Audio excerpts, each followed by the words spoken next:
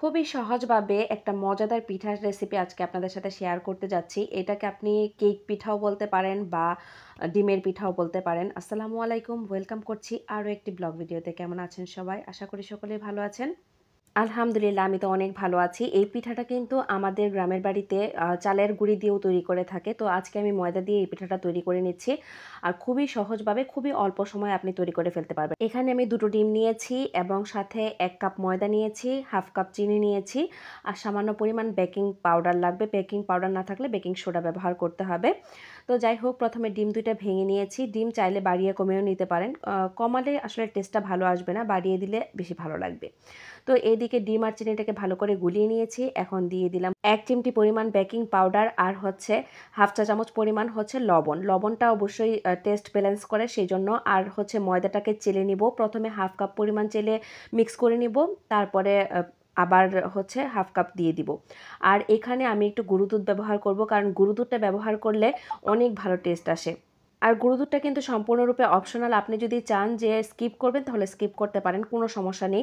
কিন্তু মানে গুঁড়ো দুধটা দিলে আসলে আমার কাছে ভালো লাগে। চাইলে লিকুইড দুধও দিতে পারেন, কারণ যেহেতু এখানে একটু পানি মিক্স করতে হবে। প্রথমে যখন আমরা ব্যাটারে ময়দাটা মিক্স করব তখন কিন্তু মনে হবে অনেক বেশি ঘন হয়ে গিয়েছে, কিন্তু এত বেশি ঘন রাখা যাবে না। এখানে হালকা আমি পানি ব্যবহার করব।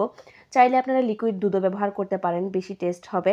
ব্যাটারের থিকনেসটা এমন হবে যে অনেক বেশি ঘনও না, অনেক বেশি পাতলাও না। কিন্তু যখন আমি হ্যান্ড উইক্স থেকে ছাড়বো তখন একদম লেগেও থাকবে না, আবার পড়েও যাবে না। মানে এমন অবস্থা, মানে খুব দ্রুত পড়ে যাবে না। দেখতেই পাচ্ছেন যে কতটা থিকনেস রেখেছি।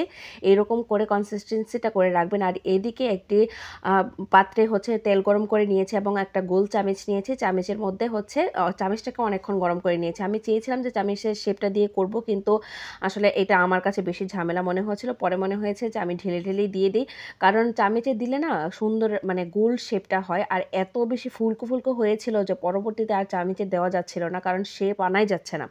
আপনারা হয়তো পিঠাগুলো খেয়াল করলে বুঝতে পারবেন। আর এটা বেকিং পাউডার ব্যবহার করার কারণে কিন্তু এত সুন্দর ফুলকো ফুলকো হয়েছে। এবং এটা কিন্তু অল্প আঁচে ভেজে নিতে হবে, তার কারণ হচ্ছে তা না হলে ভিতরে কাঁচা থেকে যাবে, উপরের অংশটা পুড়ে যাবে। কারণ ডিমের পিঠাগুলো না অনেক দ্রুত হয়ে যায়, সেই জন্য কিন্তু মানে উপরের অংশটা দেখে মনে হয় যে অনেক বেশি হয়ে গেছে, কিন্তু ভিতরে একদম লিকুইডই থাকে। তো সেই জন্য অল্প আঁচে সবগুলো পিঠা ভেজে নিতে হবে। আমার পিঠাগুলো কতটুকু ফুলেছে নিশ্চয়ই শেপগুলো দেখেই বুঝতে পারছেন। এবড়ো থেবড়ো কত কিছু হয়ে যাচ্ছে। তো যাই হোক, কিছু কিছু পিঠা গোলও হয়েছে।